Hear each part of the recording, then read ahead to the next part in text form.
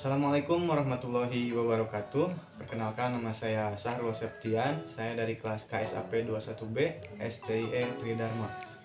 Pada kesempatan kali ini saya akan menampilkan video mengenai wawancara saya yang telah saya laksanakan mengenai demokrasi, yaitu guna memenuhi tugas mata kuliah pendidikan kewarganegaraan, yang tentunya narasumbernya terdiri dari latar belakang dan profesi yang berbeda. Oke, langsung saja kita simak videonya. Assalamualaikum warahmatullahi wabarakatuh. Saya di sini akan mewawancarai Pak RW 4 di Lubung Kaleng. Saya Rino, sebetulnya saya sekretaris RW, kebetulan Pak RW-nya anggota Polri, kebetulan lagi piket, jadi saya wakili. Saya tinggal di Kampung Lubung Kaleng, RW 4, Desa Katapang, Kecamatan Katapang, Kabupaten Bandung. Langsung saja ya Pak. Ya. Pertanyaannya yaitu, menurut Bapak apa sih itu demokrasi dan bagaimana demokrasi di Indonesia sekarang ini? Demokrasi kalau nggak salah ya, menurut yang saya ketahui, paham atau apa sikap seseorang atau apalah namanya itu, menuju ke arah politik mungkin ya, demokrasi ya. Jadi untuk bebas menentukan pilihan, kalau masalah seperti itu kurang lebihnya gitu ya. Terus tanggapannya untuk demokrasi di level nasional ya di Indonesia. Demokrasi Indonesia sendiri, sebetulnya demokrasi di Indonesia udah cukup lama lah ya, tapi kelihatannya belum seutuhnya demokrasi di Indonesia dijalankan, karena pada kenyataannya dalam konteks pemilu atau pemilihan legislatif dari terus ke pilkada masih ada yang mencederai sistem demokrasi seperti itu kurang lebih. Selanjutnya yaitu apa pendapat Bapak mengenai isu tentang penundaan pemilu presiden? Oh, isu penundaan pemilu atau perpanjangan masa jabatan ya. Ya. Menurut saya itu salah satu yang mencederai demokrasi itu sendiri, karena sesuai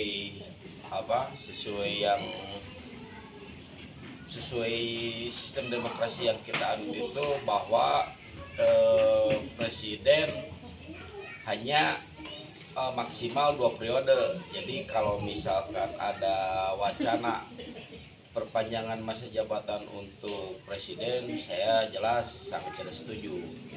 Iya, karena itu mencederai demokrasi itu sendiri. Terima kasih Bapak untuk telah meluangkan waktunya buat bisa saya wawancara. Ya, sama-sama. Mungkin sekian wawancara yang bisa saya laksanakan. Kurang lebihnya mohon maaf dan terima kasih. Ya.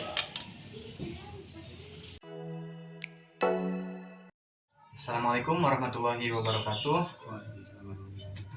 Oke, jadi pada kesempatan kali ini saya sudah bersama narasumber saya yang kedua, yaitu perkenalkan, nama saya Riyadi Baskara, atau saya sebagai mahasiswa di STIE Tridharma jurusan akuntansi. Oke, langsung saja ke pertanyaan yang pertama. Apa sih demokrasi menurut Anda? Kalau pendapat saya itu demokrasi yaitu sebuah bentuk pemerintahan di mana semua warga negaranya itu memiliki hak yang sama untuk mengambil keputusan, baik itu secara langsung ataupun tidak langsung. Dan perlu diingat, ada 2 aliran penting dalam demokrasi, yaitu satu demokrasi konstitusional, yaitu demokrasi yang terbatas dan tunduk kepada rule of law. Demokrasi ini berasal dari Eropa, tetapi setelah Perang Dunia Kedua juga didukung oleh beberapa negara di Asia, diantaranya Indonesia. Dan yang kedua ada demokrasi komunisme, yaitu demokrasi yang mencita-citakan pemerintahan yang tidak terbatas. yang diikuti oleh seperti negara Cina, Korea, dan sebagainya. Oke, jadi jawabannya cukup padat dan jelas ya. Kita langsung saja ke pertanyaan yang kedua. Menurut Anda, bagaimana sih demokrasi di Indonesia sekarang ini? Apakah sesuai dengan pernyataan yang Anda ungkapkan barusan atau tidak sesuai dengan apa yang Anda ungkapkan barusan? Melihat demokrasi di negara kita ini, kalau menurut saya memang dari dulu sampai sekarang itu didasari oleh demokrasi. Cuman dalam pelaksanaannya, kalau menurut saya itu jauh dari kata demokrasi, atau biasa disebut, kalau bisa disebut itu feudalisme. Jadi tatanan masyarakat itu yang dikuasai oleh pemerintah. Pemerintah ya, masih dikuasai oleh pemerintahnya Iya, gitu ya. kan kata demokrasi itu kalau nggak salah berasal dari bahasa Yunani ya. Kalau demos yaitu yang artinya rakyat, dan kratos yaitu kekuasaan. Ya. Kalau di konsep dasarkannya itu yaitu rakyat yang berkuasa. Jadi jauh lah kalau menurut saya di Indonesia ini kurang ini. Ya, jadi menurut Anda sangat jauh ya, tidak sesuai dengan apa prinsip demokrasi yang sebenarnya gitu ya. Iya, gitu. Oke, kita lanjut ke pertanyaan yang ketiga. Sekarang kan tuh lagi rame ya isu tentang apa penundaan pemilu presiden gitu, Presiden. atau jadi penambahan masa jabatan gitu menjadi 3 periode. Menurut Anda setuju apa tidak dengan isu tersebut? Kalau misalkan emang mau dibenarkan gitu. Kalau menurut saya pribadi ya kurang setuju atau tidak setuju lah, karena dalam tatanan pemerintahan itu ada istilah pemerintah itu cuman dua periode ya, cuman 10 tahun. Dan sedangkan ini presiden kita ini sudah 2 periode mau ke 3 periode. Ya. Kan dalam aturannya itu cuma tidak bisa, harus paling itu 2 periode gitu. Jadi itu melanggar gitu ya menurut Ya, Anda ya. kurang inilah tidak setuju. Tidak setuju. Oke, harapan Anda buat kedepannya buat demokrasi di Indonesia itu apa? Coba. Harapan saya semoga negara ini melaksanakan demokrasi dengan benar dan sesuai dengan kaidah-kaidah yang ada demokrasi ada di demokrasi. di demokrasi. Dan yang paling penting yaitu kejujuran, karena ada salah satu istilah atau pepatah mengatakan di Indonesia ini sebenarnya bukan kekurangan orang cerdas, tetapi kekurangan orang jujur, karena kejujuran itu yang paling utama. Oke, mungkin sekian wawancara yang bisa saya laksanakan pada kesempatan kali ini. Terima kasih Saudara Riyadi sudah sama-sama. menyempatkan waktunya buat saya wawancara. Terima kasih. Siap. Makasih. Assalamualaikum warahmatullahi wabarakatuh. Pada kesempatan kali ini saya akan melanjutkan tugas wawancara saya untuk mewawancarai tentang demokrasi. Di depan saya sudah ada Ibu Mugi. Ibu Mugi, bagaimana pendapat Anda tentang demokrasi? Demokrasi secara luas, secara akademis di Indonesia itu seperti apa? Iya, Demokrasi apa? demokrasi pemerintahan di Indonesia. Di Indonesia. Kalau bicara demokrasi, kita kan harus merunut ya dari awal kenapa demokrasi ada di Indonesia. Sebenarnya kan kata kalimat demokrasi itu kan demos dan kratos ya, dari kata dari rakyat, kepemimpinan dari rakyat. Jadi mungkin ada rakyat, dan ini dibawa dari negara Amerika Serikat. Meskipun kita tahu kalau Amerika itu terkenal dengan negara liberal, tapi sistem politik demokrasi bagaimanapun yang memulai adalah Amerika. Diadopsi lewat banyak hal. Dulu waktu kita masih dijajah Belanda sampai perjuangan kemerdekaan, dan akhirnya terpilih Soekarno-Hatta sebagai pemimpin pertama Indonesia itu memerankan kepemimpinannya sebagai pemerintahan demokrasi terpimpin. Ya, karena waktu itu memang Indonesia baru merdeka, belum ada sistem yang baik, belum ada sistem keuangan seperti kementerian, undang-undang dasar yang juga belum diatur dengan baik ya. Ekonomi kita masih sangat baru karena memang baru merdeka, seperti perbudakan yang sudah lama, tiba-tiba dia dimerdekakan tanpa ada arahan kita harus bagaimana dengan kondisi yang sudah ada. Belum ada pengelolaan kayak keuangan, kebijakan luar negeri yang seperti apa dan sebagainya. Nah, Soekarno-Hatta ini mereka punya kemampuan keuangan yang baik, ya, dan mereka melakukan suatu kebijakan politik juga dengan demokrasi pemimpinnya.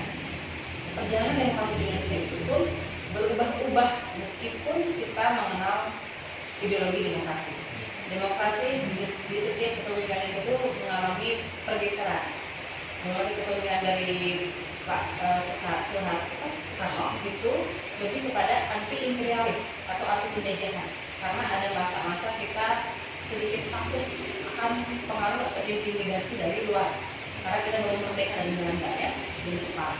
Ya, jadi benar-benar ingin segala galanya dapat sendiri supaya tidak menjadi lagi negara jajahan. Meskipun dampaknya ekonomi kita tidak mengalami perkembangan. Berpindah ke masa demokrasi dipimpin oleh Soeharto. Beliau ini punya pengaruh yang besar, salah satunya di sisi pembangunan. Di samping banyak minusnya, ya, nanti pada saat perjalanan reformasi dan sebagainya, yang pasti di zaman Soeharto ini beliau menjadikan negara tidak anti imperialis, mulai pinjam di IMF, ya, pinjam ke Bank Dunia untuk bisa membangun pusat kota di Jakarta. Nah, itu demokrasi di era Soeharto, meskipun nanti pada saat perjalanannya ada penyimpangan yang dilakukan. Masuk ke era selanjutnya, ke era Gus Dur, ya, era Habibie dulu, ya.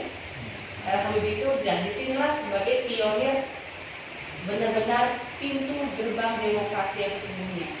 Karena pada perjalanan Soeharto itu banyak kesimpangan, tertulis demokrasi, tapi pada perjalanannya banyak yang melanggar demokrasi.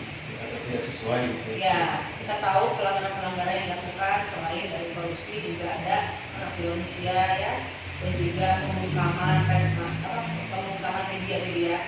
Nah, di zaman Habibie ini ketika Soeharto lengser, terjadilah pintu gerbang kemerdekaan demokrasi.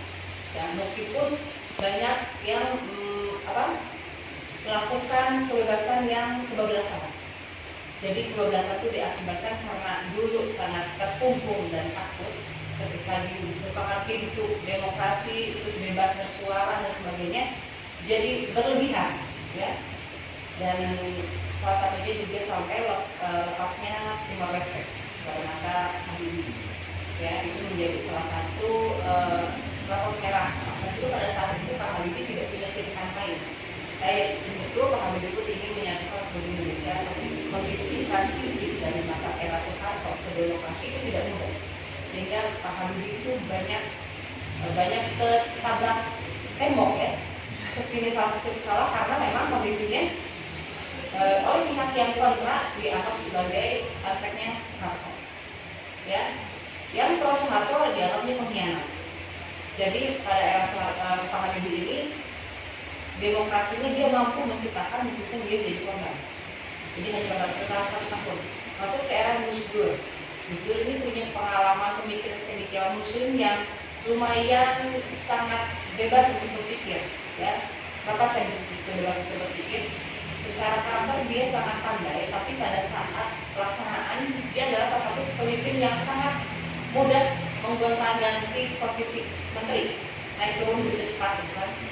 Nah, sekarang jawabannya ini mungkin beliau punya alasan kalau melakukan seperti itu, tapi ini tidak umum sehingga membuat banyak pertanyaan di kalangan politikus pada masa itu, sehingga membuat ini memandangnya negatif. Padahal seperti itu saya masih menganggap beliau adalah seorang negarawan.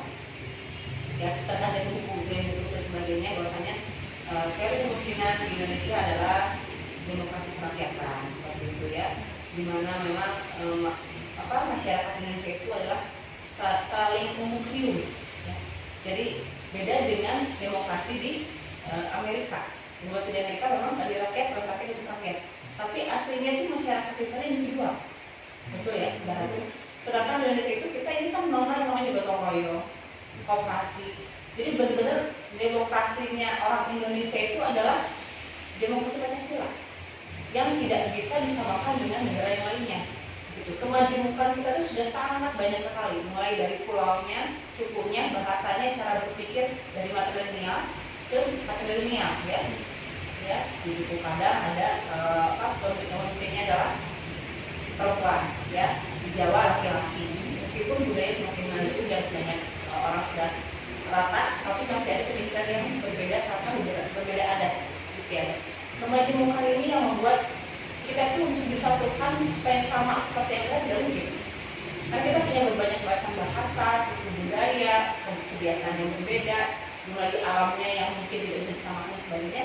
Ini yang membuat perlu tenaga lebih, bukan hanya pemikiran tapi juga saling toleransi, ya, bertoleransi dengan perbedaan yang ada. Masuk di Dewan Mega, nah poin di Dewan Mega yang saya lihat adalah mengenai dia mampu menciptakan KPK. KPK itu muncul pada masa Bu Mega, ya, dengan tujuan untuk bisa memberantas korupsi, ya, menjadikan negeri kita bebas dari korupsi, ya. Meskipun perjalanan kita tahu untuk penegak itu tidak mudah. Ya. Nah, itu adalah poin dari Bu Mega. Maksudnya adalah ke SBY. Nah, SBY itu berasal dari Partai Demokrat yang dulu Demokrat itu adalah partai kecil, tapi hingga menjadi partai yang besar karena Pak SBY ini jago dalam hal bagaimana bisa menjadikan masyarakat respect, ya. Karena pada masa Mega ke belakang itu masyarakat mulai sunduk dengan para politikus yang selalu beradu argumen, tetapi dalam pelaksanaannya banyak masyarakat yang kecil, ya, masyarakat atas, masyarakat tingkat sangat bawah itu tidak mendapatkan apa yang sudah disediakan. Maka mereka menginginkan tokoh baru yang belum muncul, itu adalah SBY. SBY sudah menjadi anggota partai yang lain sebelumnya, tapi di partai yang baru punya pandangan bahwa masyarakat beberapa itu lebih kepada harapan baru lah. Nah, di SBY sedang SBY kedua periode kan, hingga turun ke era Jokowi sekarang. Nah, di era Jokowi sekarang, dulu Jokowi terkenal dengan apa ini slogannya itu, Jokowi yang turun langsung ke jalan, ya. Oh ya, jujur, merakyat dan sederhana. Ya, terus juga dia mau turun langsung melihat kondisi, itu yang membuat nama dia naik, terutama pada saat dia pertama kali memimpin sebagai gubernur di Solo, ya. Akhirnya nama dia naik dan langsung dinaikkan kepada pemilihan gubernur di Jakarta. DKI Jakarta itu satu tahun langsung naik ke capres, ya. Semua orang mendukung beliau meskipun pada perjalanannya sekarang ada pro kontra. Ya, itu kalau itu tidak ada yang sempurna, asal ada pro kontra. Kenapa ada pakai koalisi, dan ada pakai oposisi. Itu demokrasi perjalanan di Indonesia sampai saat ini. Perjalanannya memang harus kepada demokrasi Pancasila. Meskipun pada pelaksanaannya mengalami banyak perubahan, tapi tetap pakaian kita itu kita bisa sudah terbentuk sebegininya. Pemimpin itu pemimpin yang sudah ada, yang sudah terjadi dalam situasi budaya di Indonesia. Ya. Dan kepemimpinan di Indonesia juga menjadi salah satu yang mampu memberikan efek demokrasi yang seperti apa lagi ke depannya. Karena yang kita tahu demokrasi adalah bagaimana memilih pemimpin oleh rakyat, ya, untuk rakyat seperti itu. Hasilnya yang dipimpin oleh rakyat adalah sesuai dengan kepemimpinan pada masa itu rakyat membutuhkan pemimpin seperti apa, gitu, ya. Tapi membutuhkan orang pembangunan, jelas seperti itu. Tapi membutuhkan pemimpin seperti apa, tidak seperti itu. Jadi tidak ada yang namanya pemimpin paling terbebas seperti itu, ya. Tapi yang pastinya adalah pemimpin pada masa itu tokoh bagaimana yang dibutuhkan, begitu. Sesuaikan dengan kebutuhan Dan demokrasi di tempat kita saat ini juga memang belum bisa dikatakan sudah bersih demokrasi, karena pada saat itu pemilihan pemimpin itu banyak cara, dari hal yang sifatnya sangat demokrasi sampai yang sifatnya, ya, ini pasti semua sudah tahu, ada yang faktor U, ya, faktor uang, sehingga orang baru mau memilih. Ada yang benar-benar menilai dulu baru dipilih. Yang pasti demokrasi itu tidak seperti seorang profesor politik atau profesor atau negarawan itu suaranya dengan anak yang baru 17 tahun punya hak memilih sama-sama satu juga. Betul? Kalau ada nyoblos tuh satu kan, itu demokrasi. Jumlah ini tidak dinyatakan kalau dia seorang negarawan profesor punya nilai 10, enggak. Semuanya satu, ya. Mau dia profesor, mau dia pedagang, mau dia baru 17 punya KTP langsung bisa beli, semua jumlahnya satu. Bagaimana pemikirannya? Artinya Demokrasi itu bukan berasal dari siapa yang memiliki kewenangan banyak, kewenangan penuh, yang punya pemikiran pintar, yang punya pengaruh, tapi adalah bagaimana sebanyak apa jumlah dalam kuantiti. Ya, jadi demokrasi adalah jumlah. Jadi kebenaran itu adalah jumlah terbanyak mana. Nah, di situ itu demokrasi di Indonesia. Kita lanjut ke pertanyaan yang kedua ya. Iya. Menurut dulu demokrasi Indonesia sekarang itu apakah sesuai dengan prinsip demokrasi ataukah tidak sesuai gitu? Meskipun barusan sudah ada sedikit gitu kan, sesuai tidak gitu demokrasi Indonesia pada zaman sekarang, era sekarang? Demokrasi di Indonesia sekarang sesuai dengan sesungguhnya demokrasi enggak gitu kan ya? Iya gitu. Demokrasi yang seharusnya itu kan memang benar-benar dari rakyat yang meminta, ya. Siapa yang harus jadinya naik jadi pemimpin, lalu itu memimpin orang yang meminta, gitu kan? Nah, demokrasi sekarang kita lihat pemilu kemarin, ya, bagaimana para partai-partai ini saling berkoalisi untuk mengusung nama siapa, gitu ya. Lalu ada satu lagi partai oposisi, ya, partai oposisi adalah yang mengusung yang lainnya, tapi kalah. Jadi partai oposisi untuk tujuannya adalah penyeimbang demokrasi. Masalahnya kan dulu tuh yang mencalonkan tapi berbeda calon adalah Gerindra, ya. Kita sebut aja partainya. Mencalonkan siapa Gerindra? Prabowo, ya. Biasanya di negara-negara demokrasi ketika calonnya kalah, itu partai akan menjadi partai oposisi. Tujuannya adalah untuk penyeimbang, bagaimana bisa mengerek kepentingan pada masa itu sebagai pengikat jika terjadi hal-hal yang tidak diinginkan atau tidak sesuai dengan harapan. Ya, sebagai sekretariat tidak semua kepentingan itu sempurna.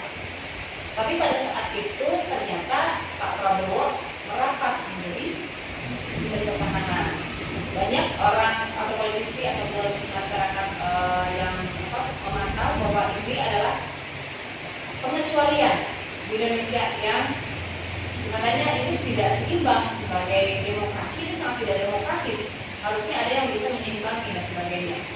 Kalau Prabowo itu kan sistem yang dibuat oleh manusia, ya. Jadi intinya adalah bagaimana nilai kebangsaan yang ditanamkan oleh dirinya dan juga Pak Jokowi itu sama-sama demi negara. Karena demi negara, apapun prosesnya, mereka akan melakukan hal yang sifatnya bisa membangun negara. Maka dari itu Pak Prabowo bersedia untuk menjadi menteri kabinet di era Jokowi. Seperti itu adalah perkataan beliau. Nah, kalau saya menilai apakah demokrasi Indonesia sangat demokratis dengan banyaknya penduduk Indonesia saat ini, ya, terus luas wilayah yang begitu luas, ya, bahkan ada suku-suku yang mungkin bisa kita tembus atau mungkin sebenarnya ada yang kita tidak bisa tembus, ya, itu baru pendapat saya karena itu tiada bisa dibagi dan paham pasti itu susahnya sekali. Ada pun yang bisa tembus dan yang benar-benar pure memberikan suaranya untuk memilih pemerintahan Indonesia itu bagus, tapi ada juga yang memilih untuk golput, ya, tidak memilih apapun untuk lawan putih. Artinya baik dari pemerintahannya, golongan pengamat ataupun masyarakatnya ini punya peran dalam pelaksanaan demokrasi yang sesungguhnya. Bukan hanya pemerintahan saja yang harus melakukan konteks demokrasi lewat pemilu, semuanya harus rata, semua harus dapat surat pemilihan dan sebagainya, dan semuanya harus bersih tanpa ada yang melakukan kecurangan atau membayar uang dan sebagainya. Tapi juga para pengamat bisa mengarahkan penilaiannya yang secara objektif, ya. Lalu juga masyarakatnya yang bisa memberikan kesempatan pada saat pemilihan untuk tidak memilih golput, tapi suarakan suaranya. Ketika calonnya tidak sesuai, pasti itu ada komisi-komisi yang bisa dititipkan suaranya. Bagaimana caranya supaya orang yang dicalonkan itu benar-benar yang diinginkan oleh rakyat. Jangan sampai orang yang dicalonkan itu adalah orang-orang yang diinginkan oleh rakyat atas. Dan ketika orang tersebut naik, maka pinjaman akan mudah ke bank, ya, bunga bank seperti apa dan sebagainya. Jadi rakyat itu adalah rakyat keseluruhan, hanya rakyat atas. bagaimana kondisinya saat di Indonesia yang kita harus berjalan bersama antara rakyat, pengamat atau profesional dan juga pemerintahan harus terpadu. Dan itu sangat sulit untuk menyatu pemerintah. Begitu PR untuk relasi Indonesia. Pada sekalian jawabannya, jadi belum bisa sesuai dengan demokrasi gitu ya, Kalau bilang belum sesuai, kita semua berusaha. dari masa ke masa kepemimpinan siapapun semuanya berusaha menjadi demokrasi. Tapi demokrasi itu bukan tujuan titik akhir. Kita sudah demokrasi nih, Iya. bukan terakhir, itu sebuah proses panjang berproses menjadi negara demokrasi. Begitu. Begitu pun yang terjadi di Amerika, pada kepemimpinan siapa sangat demokrasi, kepemimpinan siapa sangat tidak demokrasi. Jadi mungkin sebuah proses yang terus menuju kembali hidup. Ya, ada yang belajar dari masa lalu seperti apa yang saya tidak temukan di masa depan. Ada yang mungkin mengalami kesalahan karena kondisi yang memaksa dan sebagainya. Jadi demokrasi itu bukan tujuan titik akhir, kita sudah demokrasi, titik, kita sudah ideal, bukan. Demokrasi itu adalah suatu proses yang terus menerus kembali hidup dalam proses politik dari masa ke masa, dari kepemimpinan yang satu ke kepemimpinan yang berikutnya, terus menerus seperti itu. Begitu. Kita langsung saja ke pertanyaan yang ketiga ya, Bu. Kan sekarang tuh lagi ramai tuh isu tentang penundaan pemilu ya, atau perpanjangan masa jabatan presiden yang sekarang. Menurut Ibu itu bagaimana pendapat Ibu lah menurut tentang isu tersebut, gitu, setuju atau tidak? Saya tidak bisa masuknya juga, karena itu kan saya harus bisa ikut terlibat. Apakah benar wawancara yang dilakukan kepada pihak Jokowi ataupun koalisi yang mendukung presiden 3 periode itu kan belum sampai sekarang. Kalau secara pribadi Jokowi dia menolak yang di media ya, yang di koalisi seperti apa suaranya kita tidak tahu. Di mahasiswa tolak 3 periode. Nah, datanya dari mana? Saya kan tidak mendapatkan. Jadi saya harus betul-betul clear melihat apakah betul 3 periode atau hanya sekedar hoax atau hanya sebagai segelintir orang yang minta 3 periode. Ya, jadi itu harus betul-betul dari arah mana muncul 3 periode ini. Masa setuju atau tidak? Saya hanya bisa mengatakan begini. Kemungkinan akan muncul 3 periode karena tugas PR Jokowi itu banyak panjang yang tidak bisa selesai dalam berperiode. Contoh seperti yang simpel, kita akan membentuk yang namanya ibu kota baru di Kalimantan. Jika ini masa kepemimpinan berakhir, naik ke dunia baru, kemungkinan ini kalau tidak setuju bisa dibatalkan. Nah begitu. Sudah ada kebijakan yang Ya, sudah kebijakan sudah perubahan, sedangkan dana sudah terstop ke sana semua, ya, sudah dialokasikan. Kalau perubahan terjadi, maka yang direncanakan bisa itu kemungkinan yang saya pantau ya, sehingga muncul 3 periode. Meskipun secara pribadi Jokowi diwawancara orang yang dia manapun dia menolak secara pribadi ya. Tapi kalau misalnya ada, mungkin alasannya itu, Tapi beda halnya ketika kepemimpinan tersebut diberikan pada yang selanjutnya dan mampu meneruskan, yang mungkin isu ini tidak akan begitu gencar, gitu. Dan selanjutnya adalah mengenai kenapa 3 periode itu menjadi momok yang menakutkan. Karena itu melanggar amandemen Undang-Undang Dasar, ya, Undang-Undang Dasar yang telah diubah pasca reformasi. Jadi tidak boleh melebihi berapa periode? 2 periode. Karena tujuannya pembatasan periode kepemimpinan adalah menghindari penyalahgunaan wewenang. Ya, kita tahu manusia itu dalam mendapatkan kekuasaan itu ada kecenderungannya adalah menggunakan kekuasaan. Akhirnya dibatasi dan amandemen tidak boleh memiliki kepemimpinan. Dan kalau ini diusulkan itu akan menabrak amandemen. Sebelum ini terjadi maka akan muncul pergerakan mahasiswa tolak kepemimpinan 3 periode. Faktanya di lapangan sesuatu atau tidak, saya harus melihat dulu yang sebenarnya. Dan sampai ini hanya isu yang dilemparkan saja, ini yang melempar ke lapangan saja. Tak kemarin itu bakal berdiam. Harapan Ibu buat demokrasi Indonesia ke depan itu seperti apa? Ya sama lah semua rakyat Indonesia, baik yang muda, yang tua, perempuan, laki-laki, baik itu seorang pejabat, seorang profesional, seorang pedagang, seorang orang kecil sekalipun, ya, bahkan anak kecil selalu mengharapkan negerinya adalah negeri yang damai sejahtera. Ya, ujung tertera program toleransi, perbedaan tidak membuat kita saling menjatuhkan, ya hal seperti itu ya, yang mungkin kalau dihayatkan kayak surga ya. Dan keidealan itu ya ada di surga. Jadi minimal di Indonesia kalau saat ini saya hidup di era awal 2000. Jadi saya dekat dengan 98, di mana pemungkaman sekarang sudah tidak lagi. Tapi kadang juga kebebasan ini jangan dijadikan kita menjadi wajib dari budaya kita. Kata krama, berbeda bahasa, menghormati orang tua, menghargai, ya seperti itu jangan sampai hilang hanya karena alasan hak asasi manusia. Tetap itu menjaga nilai-nilai bangsa Indonesia. Dan terjadi sekarang seperti itu. Berdasarkan hak asasi manusia, orang bisa menjudge orang lain, orang bisa melecehkan, orang bisa menghubungkan dirinya, lalu menyalahkan yang lainnya. Padahal semuanya sudah ada dalam undang-undang yang sama seperti apa yang ada awanannya masing-masing lah. Siapa yang bisa melakukan menjudge seperti itu. Terus kemakmuran. Katanya dari kita kaya tapi masih banyak orang yang miskin. Iya, betul. Nah, seperti itu. Jadi bagaimana caranya kesejahteraan itu sampai ke tingkat bawah. Rata gitu. Rata semua sih nggak mungkin karena kita kan memiliki perbedaan, dan kalau saya rata sama rata itu berarti sama aja dari ideologi yang lain yang sama rata kan, ada kan. Nah, kita memang memiliki perbedaan, tapi perbedaan ini jangan sampai orang miskin itu disebut sebagai orang yang nggak bisa makan. Itu kan sangat saya ironi ya, ironi gitu. Di negara yang tanahnya subur, orang ada yang masih nggak bisa makan, itu ironi. Terus pendidikan itu harus bagus banget.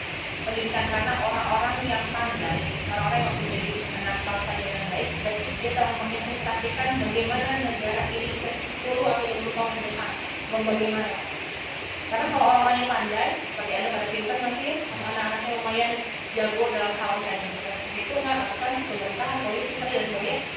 Di sini orang-orang unggul, di tengahnya ada budaya yang tetap dijaga, norma-norma itu dijaga, itu kita akan menjadi negara yang maju. Karena norma ini akan menjaga tentang etika kita supaya tidak korupsi, toleransi, saling menghormati.